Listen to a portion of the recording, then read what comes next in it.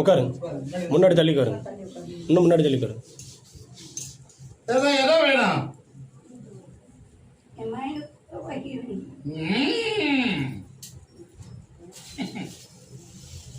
இருபது வரை காலம் உண்டு வா.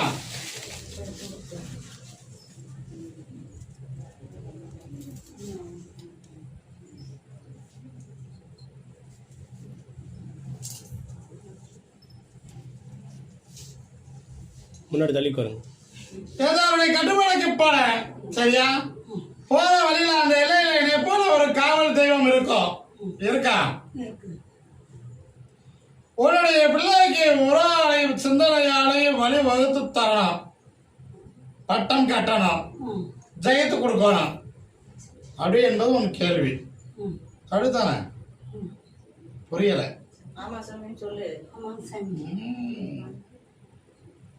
ஆண் குழந்தை வேணுமா பெண் குழந்தை வேணுமா? பெண் குழந்தையே போதும். எதா இருந்தாலும் ஏத்துக்கிறியா? கண்டிப்பா வெற்றி ஆகும். கால் விட்டு வா. நெல்லிக்கடி இன்று இரவு பணிகாரியில் உட்கார்ந்து ரெண்டா அரிஞ்சு புழுந்து சாப்பிடணும். சரியா?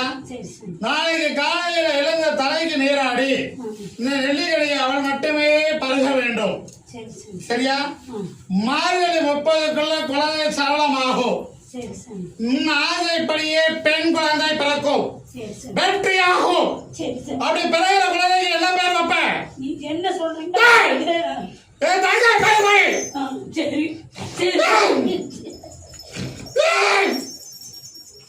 முதல்ல பேர் வைத்து கூப்பிட்டு அது இஷ்டப்பட்ட பேரை வைத்துக்கோ. வெற்றியாகும். என் தங்கையாக பாப்பா வலது பக்கத்துல இறங்கு விடத்துல உதவுக்கு பின்னாடி ஒரு மச்சம் ஒன்று இருக்கும். உறுதியாகும். என்னை பார்க்க வரலாம் என்று நினைத்து கும்பிட்டு படுத்திருந்த அப்பொழுது உன் கனவுல நான் வந்து என் தங்கையை கூட்டி வந்தேன் தெரியுமா? உறுதியாகும். இதை நினைத்து பூசிக்கா. சரியா? இன்னொரு பௌர்ணமி அமாவாசைக்கு என்னை பார்க்க வரணும். 2 முறை என்னை பார்க்கவா. உறுதியாக்கி ஜெயித்து கொடுத்துறேன், வெற்றி ஆக்கிறேன்.